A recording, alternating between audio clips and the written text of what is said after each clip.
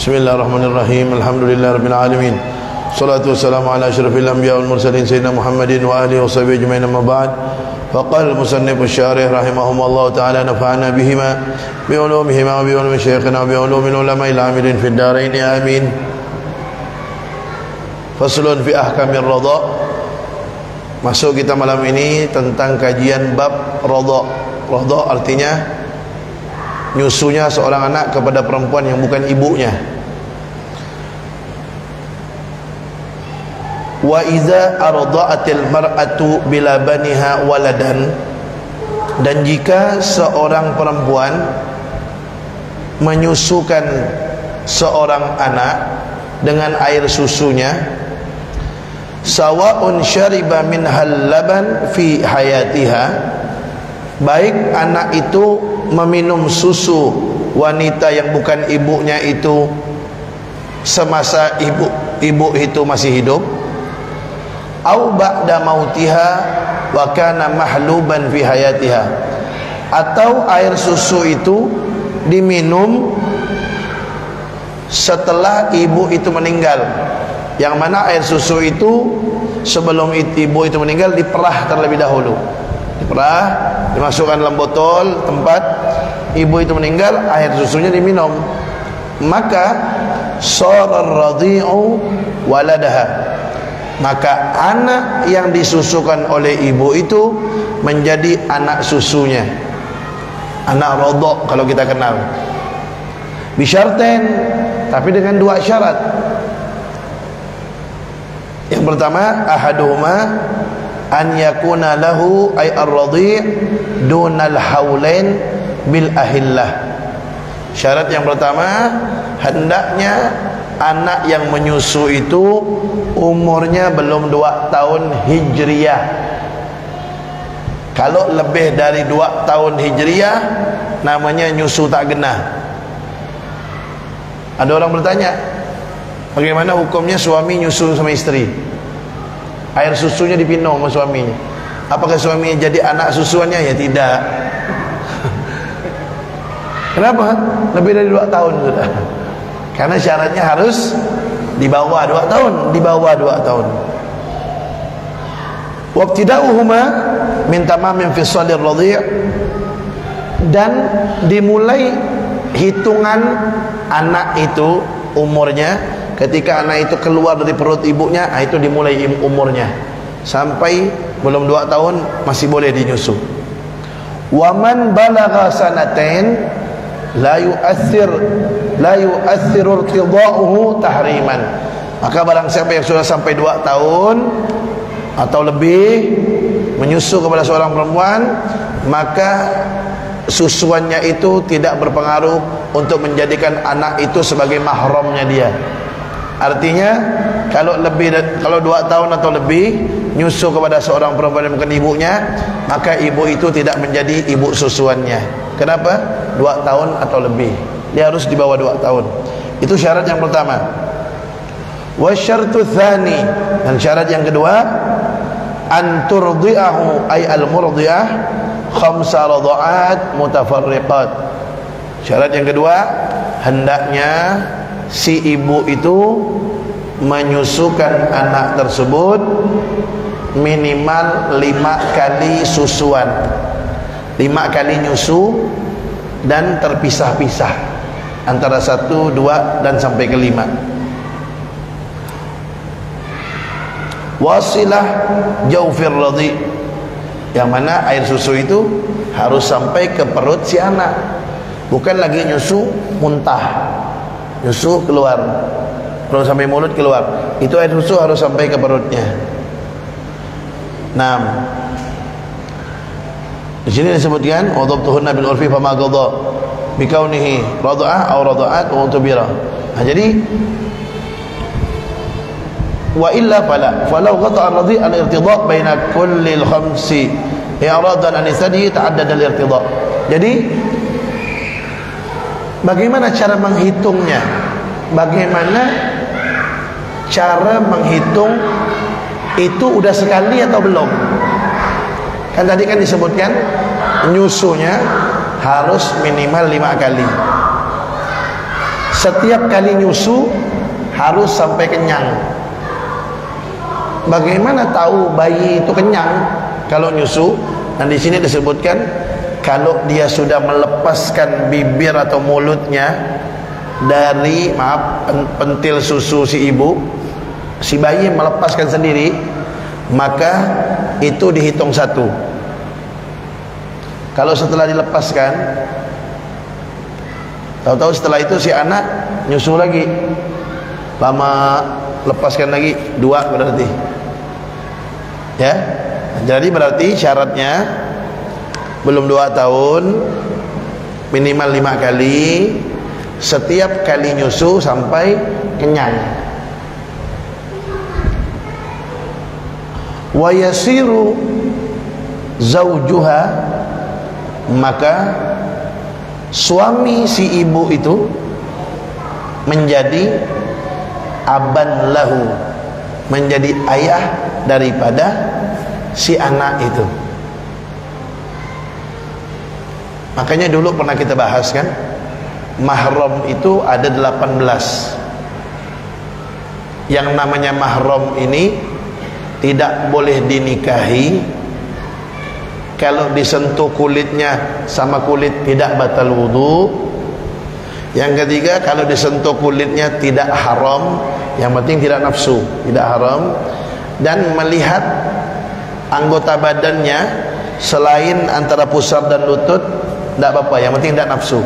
Melihat rambut, melihat leher, melihat tangan, melihat kaki, yang 18 ini tidak dosa.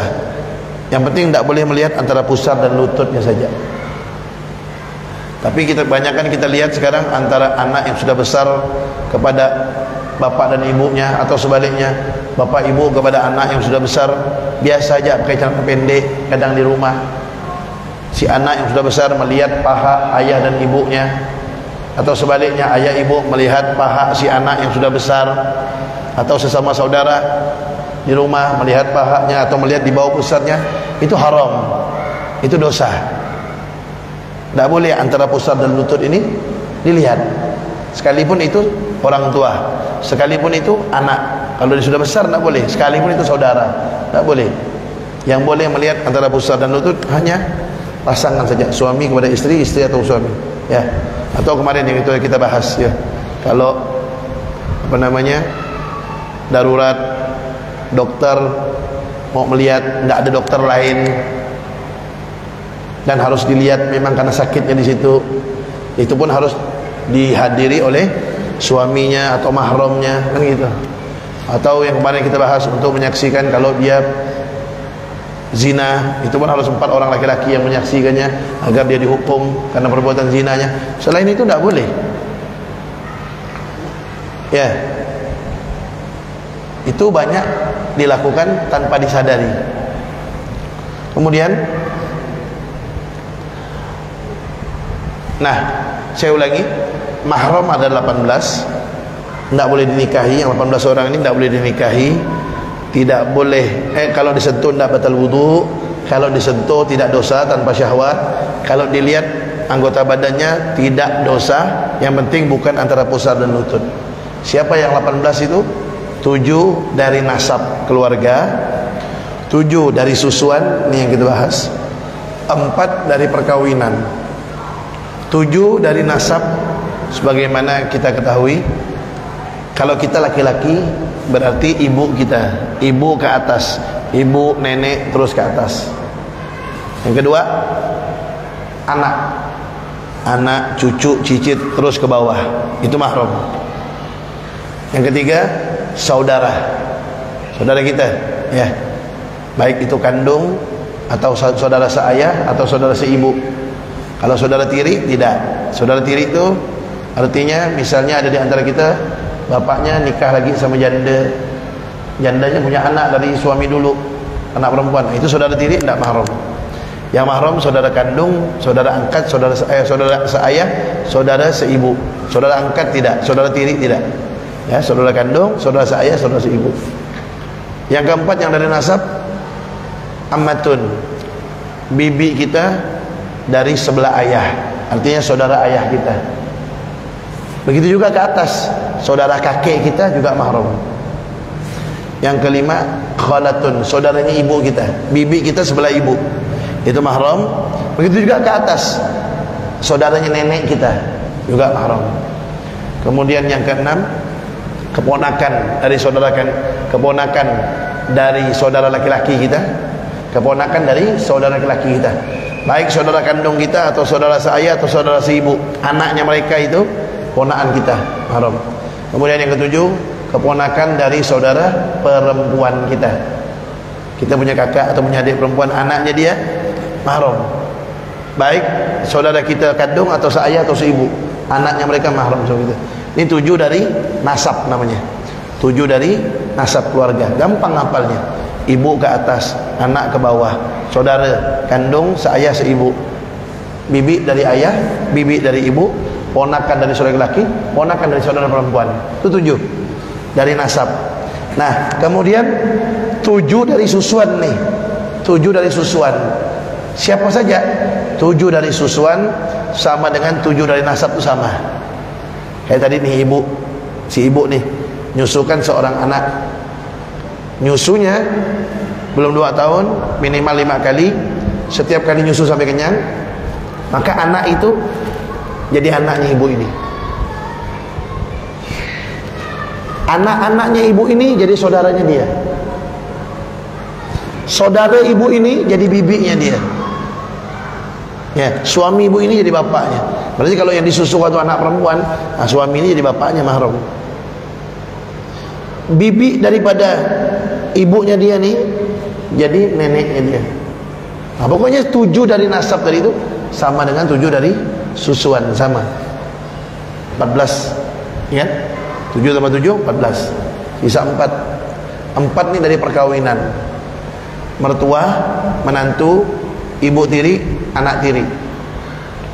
Mertua ya ibunya istri kita, mahram. Ya, mertua itu jadi mahram cukup dengan menikahi anaknya saja. Ada laki-laki menikahi perempuan, misalnya nih, ada laki-laki menikahi perempuan. Ketika dia sudah terima nikahnya, qabiltu nikahaha wa tazwijaha bil mahril mazkur, atau saya terima nikah dan kawinnya dengan mahar yang disebutkan tunai. Sudah terima nikahnya, ibu si anak perempuan itu langsung jadi mertuanya, walaupun si anak belum disetubuhi. Kalau misalnya dia cerai, itu istrinya belum dia setubuhi, dia cerai, dia mau kawin sama emaknya, misalnya emaknya janda, dia mau kawin sama emaknya, tak boleh. Kenapa tak boleh? Mertua, walaupun anaknya belum disetubuhi. Makanya tidak ada mantan mertua, tidak ada mantan menantu, tidak ada. Mertua dan menantu itu selama-lamanya mahram. Mertua. Yang kedua, yang dari perkawinan, menantu. Yang ketiga, yang dari sebab perkawinan adalah ibu tiri. Kalau ada di antara kita abahnya kawin lagi, bapaknya kawin lagi, ibu tiri itu mahram. Yang keempat, anak tiri, mahram. Tapi anak tiri ini beda sama mertua tadi.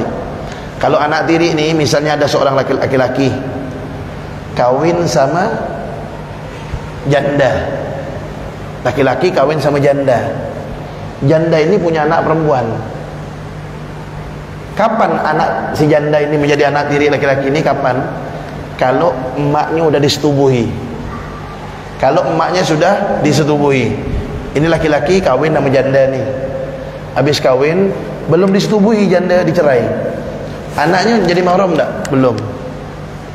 Kenapa belum? Karena emaknya belum disetubuhi. Maka kalau ingin anaknya menjadi mahram, emaknya disetubuhi, anaknya jadi anak tiri. Kalau dicerai emaknya, dia mau kawin sama anaknya nih, tak boleh, udah jadi anak tiri dah. Kecuali kalau emaknya belum disetubuhi. Itulah bedanya janda, bedanya anak tiri sama mertua. Anak tiri kalau ingin menjadi anak tiri, emaknya dulu disetubuhi. Kalau mertua cukup dengan menikahi anaknya, emaknya langsung jadi mertua. Itu 18 mahram yang tidak boleh dinikahi, yang tidak boleh, yang kalau disentuh tidak batal wudu, disentuh tidak kulitnya tidak dosa, yang penting tidak syahwat, dan boleh dilihat anggota badannya kecuali antara pusar dan lutut. Selain 18 itu bukan mahram, ya. Dan ada juga, tapi bukan mahram selamanya, mahram sebentar. Paling kita bahas tuh. Kalau misalnya ada seseorang nih kawin sama perempuan nih, seseorang kawin sama perempuan, maka saudara perempuan ini, bibinya, ponakannya, ibunya, semuanya tidak boleh kawin sama laki-laki ini. Ini laki-laki ini misalnya kawin sama perempuan, maka si laki-laki ini, karena ini udah jadi istri dia, maka adik perempuan ini, kakaknya, bibinya, ibunya, neneknya, ponakannya tidak boleh dikawin sama laki-laki ini. Itu jadi istri kedua, tidak boleh. Paham tak? Tidak boleh. Tapi tadi itu yang saya sebutkan, ibunya, ibunya, anaknya, bibinya, ponakannya semua tetap tidak mahram sama ini, tidak mahram. Kalau disentuh dosa, disentuh batal wudu, dilihat auratnya dosa. Cuman mereka tuh semua tidak boleh dinikahi. Kenapa? Karena ini masih jadi istri dia. Kalau ini udah dicerai atau mati, meninggal, nah baru diboleh kawin sama saudaranya. Kayak Sayyidina Utsman bin Affan. Sayyidina Utsman kan istri pertama beliau kan Sayyidatuna Ruqayyah kan? Sayyidah Ruqayyah. Sayyidah Ruqayyah meninggal, baru Sayyidina Utsman nikah sama Sayyidah Ummu Kulthum. Nah, itu tidak boleh. Makanya tidak boleh nikahi kakak adik dua-duanya jadikan istri, itu tak boleh. Atau seorang wanita jadikan istri, begitu juga bibinya dijadikan istri, tidak boleh. Tapi kalau sudah meninggal satu atau dicerai, baru boleh menikahi yang lain. Nah begitu. Tapi kalau mahram yang tadi itu yang 18 itu tidak boleh nikahi, tidak batal wudu, tidak haram kalau disentuh, dan tidak dosa melihat kecuali antara pusar dan lutut. Nah kalau yang saya bahas kedua tadi ini, itu hanya tidak boleh dinikahi saja.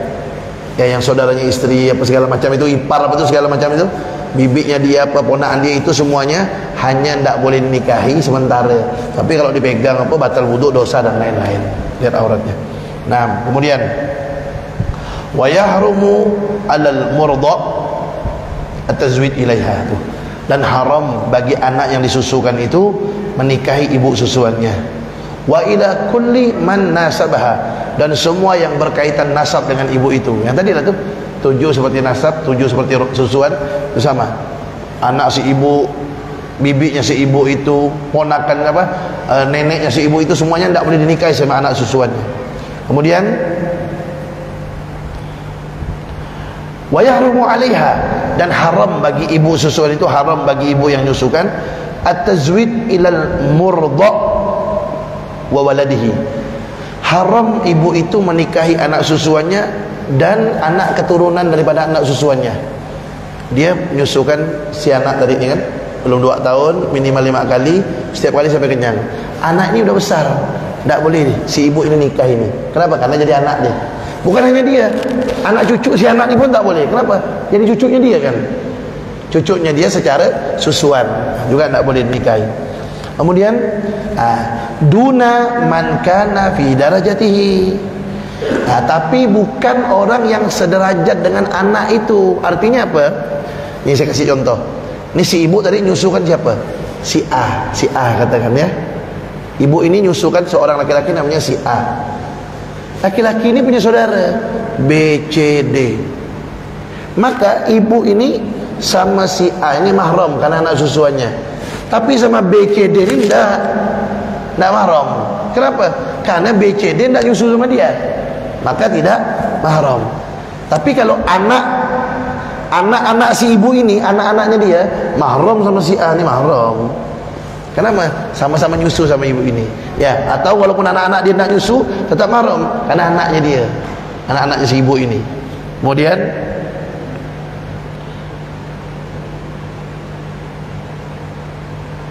au a'la, atau yang di atasnya dia, au a'la tabaqah minhu, atau yang di atas anak itu derajatnya. Nah, begitu juga yang di atas anak itu derajatnya siapa? Paman-pamannya dia. Ini si A tadi ini punya paman-paman. Paman-pamannya si A ini tidak mahram sama ibunya. Tidak. Kenapa? Pamannya dia. Nah, jadi pamannya dia tidak, saudara-saudaranya dia tidak, tapi anak-anaknya dia mahram sama ibu ini karena seperti cucu, ya. Nah, itu selesai bab tentang menyusukan. Sekarang kita masuk tentang bab fi ahkami nafaqatil aqarib. Bab tentang menafkahi orang-orang atau sesuatu yang menjadi tanggung jawab. Ini terbagi menjadi 3. Siapakah orang yang wajib kita nafkahi? 3 terbagi. Yang pertama di sini disebutkan wa nafaqatul amudain minal ahli wajibatun lil walidain wal mauludin. Yang pertama, yang wajib dinafkahi, wajib menafkahi orang tua dan anak. Zukuran kanu au inasan ittafaqu fid din aw ikhtalafu fihi wajibatun ala auladihim. Yang pertama nih, menafkahi orang tua dulu, ya. Ini menafkahi orang tua. Wajib menafkahi orang tua, baik orang tua yang laki atau perempuan, walaupun beda agama orang tuanya. Na'udzubillah min dzalik. Misalnya ada seorang anak muslim, bapaknya non muslim, ini anak wajib kasih nafkah walaupun beda agama. Tuh bayangkan tuh, saking tingginya derajat orang tua itu, ya. Wajibatun ala auladihim, wajib anak-anak menafkahi orang tuanya walaupun beda agama. Fa ammal walidun, maka adapun orang tua, wa in alau, orang tua ke atas, berarti kakek juga nih, kakek, nenek, wajib dinafkahi. Fatajibu nafaqatuhum bi syartaina, wajib menafkahi orang tua itu dengan 2 syarat. Kalau 2 syarat ini terpenuhi wajib, berarti kalau tidak wajib. Apa syarat yang pertama wajib menafkahi orang tua? Yang pertama, al-faqru waz-zamanah. Orang tuanya fakir miskin, tidak mampu bekerja. Itu syarat yang pertama. Fakir miskin dan tidak mampu bekerja. Kenapa? Karena tua renta. Udah tua renta atau sakit-sakitan, punya penyakit yang tidak bisa kerja. Itu syarat yang pertama. Atau awil faqri, yang pertama al faqri wal zamana, yang kedua awil faqri wal junun, atau dia fakir dan gila. Berarti kita pahami, ya, berarti kalau ada orang tua dia fakir miskin, tapi dia kuat bekerja, anak tidak wajib kasih nafkah. Ini urusan wajib tidak wajib dulu, ya. Tapi kalau anak bantu orang tuanya kan bagus gitu kan. Ini cerita hukum wajib tidak wajib dulu nih, bukan cerita tentang berbakti nih. Kalau bab berbakti bab lain lagi. Anak walaupun orang tuanya kaya, dia ngasih hadiah, kan itu bagus, nyenangkan orang tua kan. Nyenangkan orang lain aja bagus, apalagi orang tua. Ini cerita wajib tidak wajib nih. Orang tua itu wajib dinafkahi, 1, kalau dia fakir dan tidak mampu kerja karena tua renta atau karena sakit-sakitan. Berarti kalau ada orang tua fakir miskin tapi dia mampu bekerja, hukumnya anak tidak wajib menafkahi, ya. Itu 1. Terus yang kedua syaratnya, kalau ada orang tua dia fakir, dia kuat tapi gila dia, itu juga wajib si anak nafkahi. Kenapa? Walaupun dia fakir dan kuat tapi dia gila, wajib dinafkahi. Berarti kalau orang tua fakir tapi kuat dan tidak gila, tidak wajib anak nafkahi. Berarti kalau anak tidak nafkahinya, tidak jatuh dosa, tidak, ya, tidak jatuh dosa. Tapi kalau orang tua ngambil harta anak, ada anak pelit sama orang tua, hartanya diambil sama orang tua tanpa izin, apa hukumnya? Boleh. Pernah terjadi itu zaman Nabi. Ada orang tua ngambil harta anaknya lapor ke Nabi. Singkat cerita dipanggil sama Nabi. Akhirnya orang tua itu mengungkapkan syair di depan Nabi. Panjang syairnya. Di antaranya, saya membesarkan dia dari kecil, kata dia. Dari dia tidak bisa apa-apa. Nabi mendengar syair orang tua ini nangis. Nabi nangis, terharu. Akhirnya apa kata Nabi? Anta wa maluka li abik. Kamu dan harta kamu milik orang tua kamu, kata Nabi. Jadi kalau orang tua ngambil harta anak itu boleh tanpa izin. Bahkan perhatikan nih, kalau kita udah memberi orang sesuatu, misalnya saya memberi orang sesuatu nih, ini buat kamu, saya ambil lagi, itu tidak boleh. Jangankan udah merik, jangankan sudah merik, baru ngomong aja, misalnya nih saya ngomong, ini buat si fulan, kan belum merik kan, baru ngomong, itu namanya kalau dalam fikihnya namanya iqrar. Iqrar itu artinya menetapkan. Jadi makanya hati-hati kalau ngomong. Kalau udah ngomong begini, misalnya ini goreng pisang nih, ini bakwan nih untuk dia ya lah. Nah udah tuh, tak boleh kita makan tuh, haram kita makan. Kita sudah mengikrarkan pisang goreng dan bakwan itu untuk si dia. Tak boleh kita makan lagi, harus kita berikan. Apalagi kalau sudah diberikan. Belum diberikan ya, belum diberikan, baru ngomong ini buat si dia. Udah bukan punya kita tuh. Iya kalau pisang goreng sama bakwan. Kalau motor, maka jangan ngomong-ngomong ini motor nih buat si dia. Udah jadi milik orang tuh. Kalau ngomong hati-hati. Nih ada orang masuk ke rumah misalnya, ngomong apa dia? Misalnya, udahlah ini rumah nih, rumah kamu. Udah jadi rumah orang tuh. Iya, walaupun surat sertifikat masih nama dia. Dalam hukum Islam itu udah jadi milik orang tuh. Maka kalau ngomong hati-hati, itu namanya ikrar. Udah jadi milik orang. Tapi kalau anak sama orang tua, jangankan baru ngomong, orang tuanya udah ngasih. Nah, ini sertifikat BPKB motor, mobil semua ni ambil nak untuk kamu nak.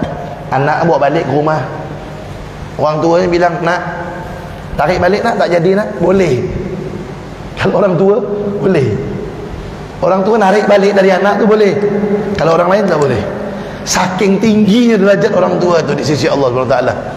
Udah ngambil boleh tarik balik lagi. Dan itu halal, tidak haram. Tu bayangkan tu, derajat orang tua tu luar biasa. Nah, jadi ini kita cerita wajib ya. Jadi anak wajib menafkahi orang tua ke atas dengan dua syarat. Orang tuanya fakir dan tak mampu bekerja karena tua atau sakit, atau fakir karena gila. Kalau enggak itu tidak wajib ngasih nafkah.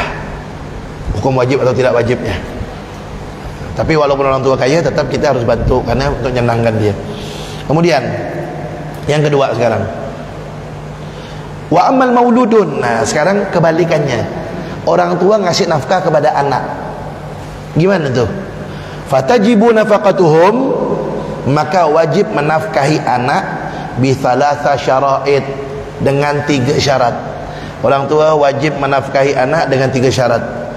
Apa syaratnya? Sama kayak tadi, fakir dan tak mampu bekerja atau sakit-sakitan. Ada anak fakir, tak punya apa-apa dia, dan dia tak mampu bekerja, sakit-sakitan. Ini cerita anak yang udah besar ya. Ini anak yang udah besar nih. Ada anak, dia fakir, sakit-sakitan, tak mampu bekerja. Orang tua wajib kasih nafkah. Atau yang kedua, anak fakir gila, na'udzubillah min dzalik. Ada anak fakir gila, orang tua wajib kasih nafkah. Nah, ini yang ketiga nih. Al-faqru was-sighar.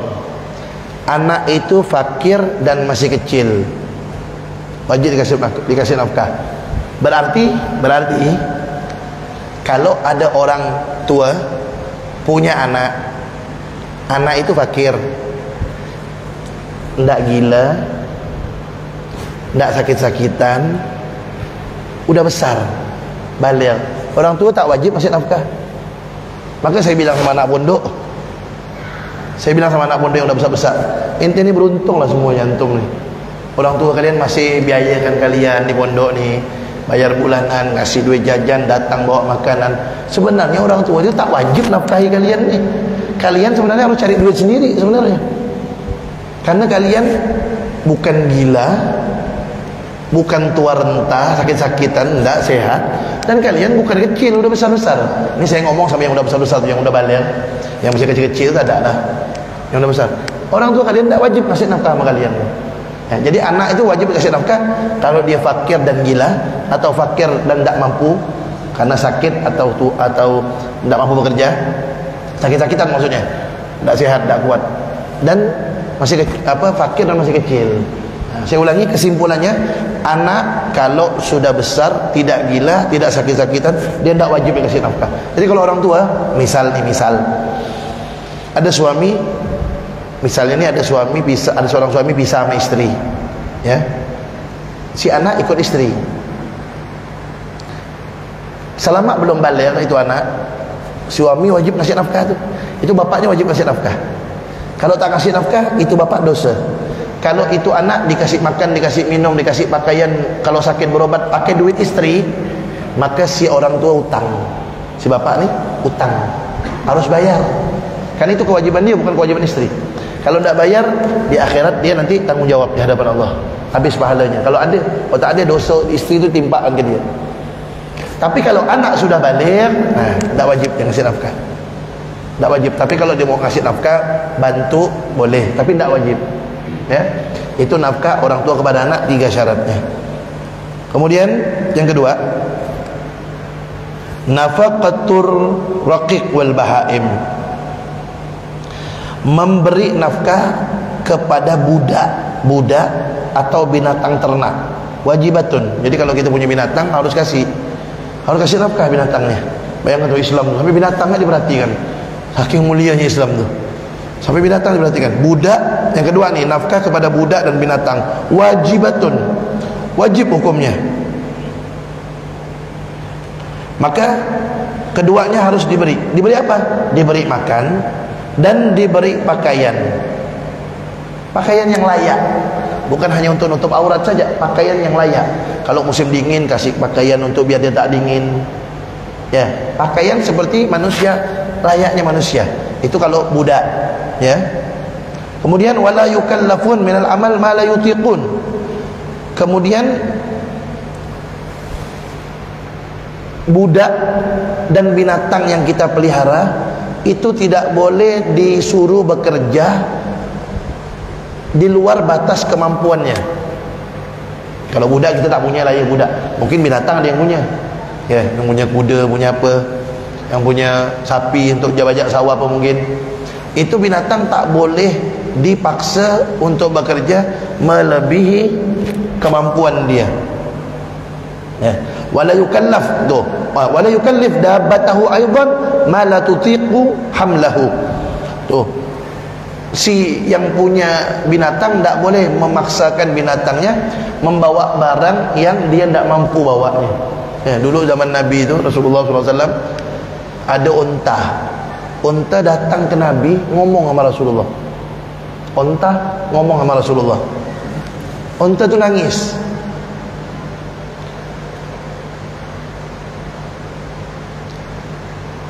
Apa dalam Maulid Diba tu sebutkan? Qadamahu qabbalahumal ba'iru fa azala mashtakahu minal mihani wan nawaib. Itu dalam Maulid Diba disebutkan. Ada seekor unta datang kepada Nabi, cium kaki Nabi, ngadu. Unta tu ngadu. Orang-orang tak paham bahasanya, Nabi paham. Nabi dengar aduan unta itu. Ternyata unta itu mengadu bahwasanya pemiliknya itu menyuruh dia kerja bawa barang yang berat-berat, tapi tak ada dikasih makan.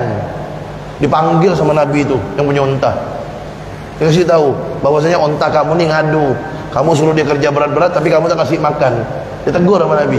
Akhirnya sejak itu berubah tu yang punya unta.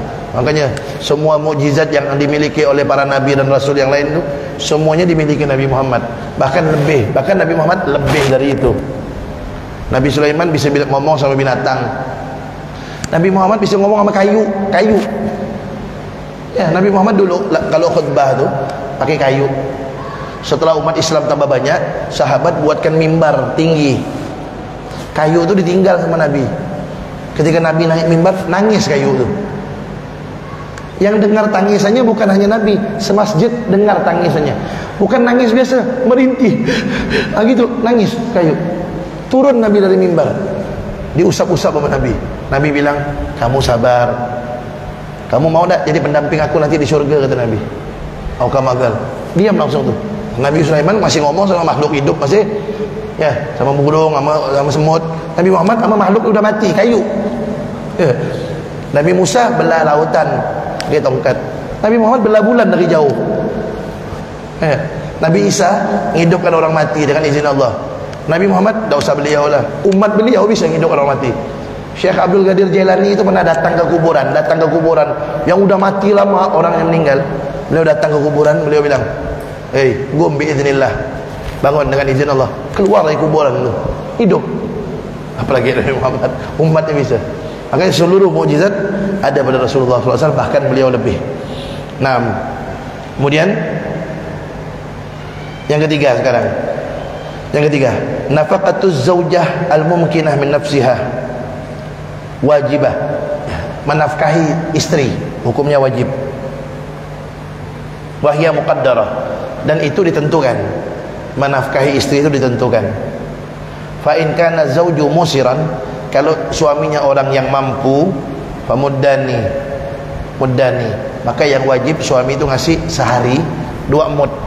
2 mud itu, 1 mud itu 6,7 on, ya sekitar 7 on lah. Berarti kalau kalau dia kaya, berarti satu harinya 2 mud, berarti sekitar 1,4 kilo on. Itu wajibnya, ya wajibnya. Cuma bukan hanya juga, bukan hanya beras yang dikasih, lauknya juga, ya, lauk yang pantas untuk si istri tersebut, lauk yang pantas untuk dimakan oleh si istri tersebut. Pakaian juga sama kayak tadi itu, pakaian yang pantas untuk istri tersebut di daerah tersebut. Kemudian wa in kana mu'siran, kalau suaminya orang yang tak mampu, orang miskin, pamuddun, yang wajib cuma 1 mud satu hari. 1 mud itu 6,7 on, ya. Itu yang wajib kalau suaminya tak mampu. Wa in kana mutawassitan, kalau dia sedang-sedang, ya, sedang, tak kaya tak miskin, pamuddun wanis 1 mud setengah, ya, 1 mud 6,7 on tambah setengah lagi, ya kira-kira 10 on lah, sekilo. Bukan hanya itu, ya, juga wa ma yata'addamu wa ma ya'tadimu bihi al-mu'zirun wa yaksunahu, begitu juga sama semuanya. Lauknya, pakaiannya dikasih sesuai dengan levelnya, kaya, miskin, sedang. Kaya 2 mud, miskin 1 mud, sedang 1 mud setengah. Kemudian wa in kanat mimman yukhdam mithluha fa alaihi ikhdamuha, kalau dia termasuk istri yang memang harus dikasih pembantu, wajib kasih pembantu.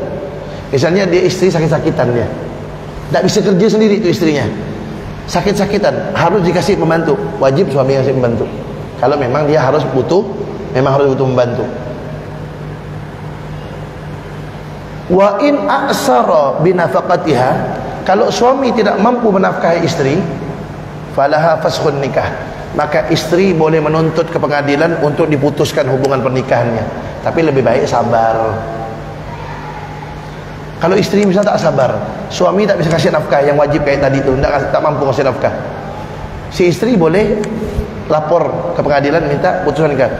Misalnya dia bilang, wahai Pak Hakim, ini suami saya orang miskin, ngasih saya makan 1 hari 1 mud pun tak bisa, 6 on lebih. Si hakim boleh memutuskan hubungan dia kalau istri itu tak sabar. Tapi kalau istrinya lapor, wahai Pak Hakim, ini suami saya tak bisa ngasih saya nafkah peluk, kata Pak Hakim, ini suami saya memang bisa ngasih saya makan 1 hari 3 kali, tapi tak bisa belikan saya tas, baju baru, celana baru, itu tak bisa, itu tak masuk tu, tak masuk. Kenapa? Karena wajibnya 1 mud, ya, kalau miskin, ya. Naam. Wa kadzalik in a'sara bis shadaq qabla dukhul. Begitu juga kalau ada seorang suami tak mampu bayar mahar sebelum menyetubuhi istrinya. Dia bilanglah, kalau mau kawin itu kan tanya perempuan mau maharnya berapa, tanya. Pontianak ni tak ada pula mahal-mahal, biasa orang minta. Kadang-kadang kebanyakan orang Pontianak ni bilang terserahlah, kan biasa gitu kan, terserahlah, cuma pandai-pandai kita lah, kalau barang-barang naik ni, ya kan, dia nak beli daging buat acara kan, kasih patiduk macam-macam, emas kan, gitu kan, pandai-pandai. Walaupun bilang terserahlah, pandai-pandai kita. Nabi Muhammad SAW bersabda, abrakun nisa aqalluhunna muhuran, perempuan yang paling berkah tu yang paling sedikit minta maharnya. Yang paling sedikit minta mahar, dia paling berkah. Yang paling banyak minta mahar, dia paling sedikit berkahnya. Tapi walaupun dia sedikit minta mahar, kita paling pandai, kan, pandai-pandai kita lah, bijaksana gitu. Jadi saya ulangi, itu yang wajib untuk diberikan kepada istri, ya.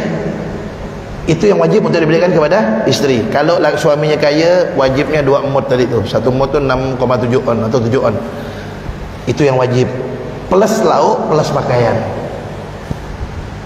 Kalau makanan tiap hari, kalau pakaian kan tidak tiap hari dibelikan, tak ada kan. Kalau suaminya sedang-sedang 1 mud setengah. 1 mud tadi 6,7 on. 1 mud setengah. Kalau suaminya tak mampu 1 mud 6,7 on plus lauknya tiap hari, pakaian tergantung kebutuhan. Itu yang wajib. Tapi jangan enggak perhitungan sama istri. Dek, yang wajib cuman 1 mud setengah ya, cuman 1. Karena abang ni tak ada kat miskin, tak ada kat kaya, sedang-sedang dek. Berarti abang ni cuma wajib ngasih 1 mud setengah ya dek. Nah ini adik 1 mud setengah ni, 1 kilo. Ini lauknya. Jangan nak ngajak nak makan-makan di luar apa dek. Nak makan bakso, nak makan somai, nak makan pempek apa di luar, jangan. Tak ada wajib abang. Oh iyalah kata adik Karena adiknya ni, isteri ni pintar dengan ilmu fikir. Dia pintar, dia pernah mondok misalnya, pintar ilmu fikir. Oh gitu bang ya. Abang ngasih yang wajib-wajib ya. Tak mau bawa adik jalan makan-makan di luar apa ni. Begitu tak abang? Berarti adik tak wajib masakkan abang. Kenapa? Karena yang wajib ngasih makanan tu abang, bukan adik. Berarti abang masakkan adik ni. Kan abang harus ngasih adik makan. Abang lah yang masak. Yang kedua, abang harus kasih adik pakaian. Ini baju adik kotor, adik tak ada pakaian, cucian apa? Yang ketiga, abang harus kasih adik tempat tinggal yang layak bang. Ini rumah kita kotor, tak layak bang, bersihkan abang. Itu kalau isteri mau hitung-hitungan tu, tak ada sakinah mawaddah rahmah macam itu, neraka rumah tu kan. Itu kalau ukuran wajib-wajibnya begitu tu masing-masing. Maka tak bisa macam gitu tu hidup kan, tak bisa.